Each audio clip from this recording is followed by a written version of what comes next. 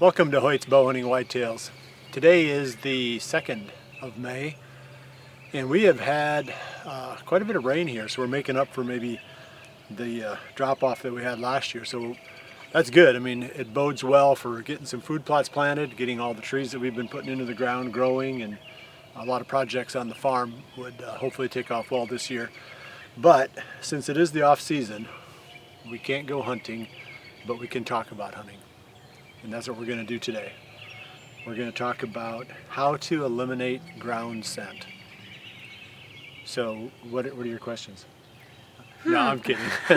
I didn't prepare notes for this. Hoyt's Bowhunting Whitetails is brought to you by Redneck Blinds, Code of Silence Apparel, Hunt Stand Pro Whitetail, Elevate Tree Stands, B3 Releases and Broadheads, and Hoyt. The concept itself, I think, is one that maybe we don't appreciate just how well deer can sense where we've been. I was giving Jordan an analogy earlier today. We were talking about this topic, and it'd be like if we were carrying a backpack sprayer and we had the little nozzle sprayer and we held it behind us as we walked, and we sprayed out a stream of, say, fluorescent yellow paint onto the underbrush as we walked by. We'd be able to see that really easy. We could track a person that did that without too much trouble. The deer are almost as adept at using their noses to see where we've been as we would be to see that fluorescent paint on the ground. I mean, that's how easy it is for them to figure out where we've walked, unless we take a lot of precautions. So the downside, of course, is then we educate them. They know when we've been in and out, of a certain area, and they don't like it when we've been there. Once they know that they're being hunted, they become really, really hard to kill. And you've said before, certain times of the year, they're a little touchier than other times of the year too. So do you think that sometimes they would put more weight on the ground scent and like it would impact their movements more than other times of the year? Yeah, it seems that way. It seems like in the summer they're pretty mellow, in my experience. I mean, they tolerate a lot more human activity. I also think where they find it is a huge difference, because if they find human scent in places where they're used to people, like for example, we have certain routes on the farm that we use a lot. And I'd run the trails like up until we started hunting in Bentley, and we'd take the four-wheelers out, and it didn't seem like that really bothered them a whole lot. I think they get used to normal human activity, the non-threatening type. So even where they find it is important, but their ability to detect it is kind of what we're going to lock in on, not necessarily how they react to it. I think that there's only two ways to eliminate it. Like, let's say we're going into an area that's sensitive. Like if they smell it here, it's game over. They're going to react. They're not going to move naturally in that area anymore. What would those areas be? Well, anything off the normal human path. Yes, okay. Yeah. So places where they're not used to people, those are the places where they will react when they smell people. So, I mean, you list it. It could be feeding areas, could be bedding areas, could be anything. It's just not the places where we normally go. Right. So, in my experience, there's only two ways to beat this. There's a lot of ways to maybe make a percentage of improvement, but if you really want to beat all the deer all the time, in my experience, you have to remove all of the low-lying vegetation. Like, you have to remove anything that your pants or legs or anything could brush up against. Because what they smell normally is not where your boots touch the ground. It's where your pants, or I guess your pants in most cases, and normally the weeds aren't so high that they're above that, but it's where your pant legs touch the brush or the vegetation. That's what they pick up on. And in some cases, it may be molecules dropping out of your pants onto the ground they could possibly pick up on.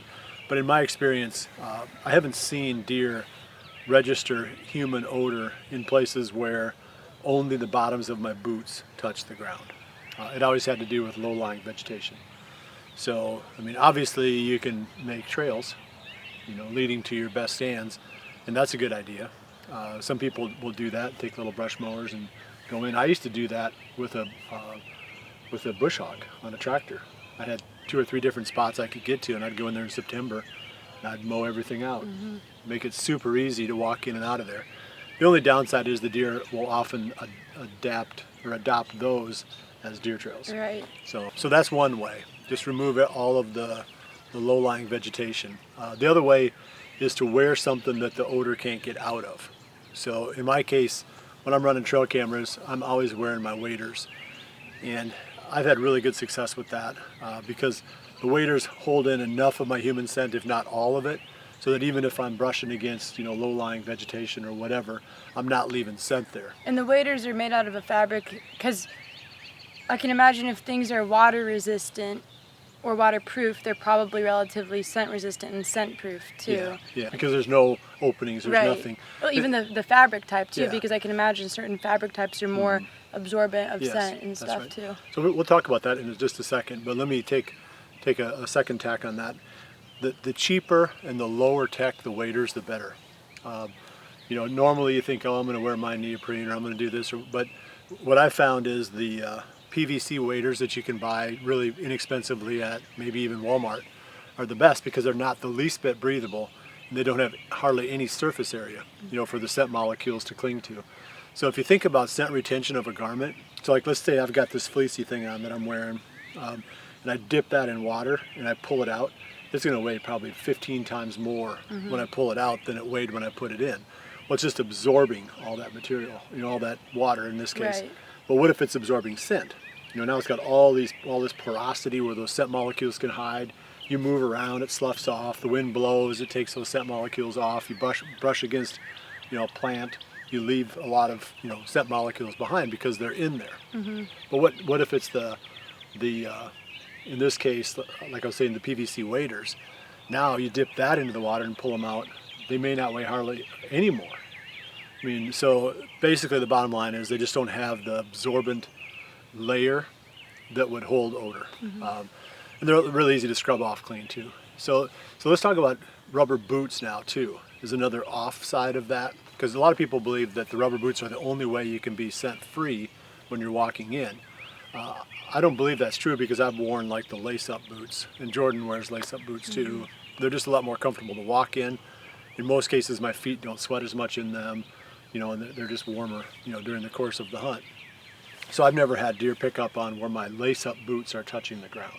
But the only place where the rubber boots do make sense is when you tuck your pants into them, because at that point, then any odor that would potentially come out from the inside of your pants are being contained in the boots. And the boots do give you that extra 12, 15, 16 inches, whatever, of additional, protection against touching things along the ground. So that's kind of the whole, I would say, my whole philosophy on ground scent. I've done this for, what have I figured it out, 45 years. And one thing I've learned is it's really, really hard to beat all the deer all the time, but there are things that you can do where you can beat most of the deer most of the time. And I think if you take these measures with your ground scent, either removing all the vegetation or wearing something like the waders or waist-high waders, maybe even hip boots, whatever, that you can beat, I will say, all the deer all the time doing that as well. And I've done it. I've hunted in that style before where we've had to walk through grass, taller grass, and I've worn leggings or waders, and I've really gotten away with it. So that's it for this episode. Did you learn anything? I think I did.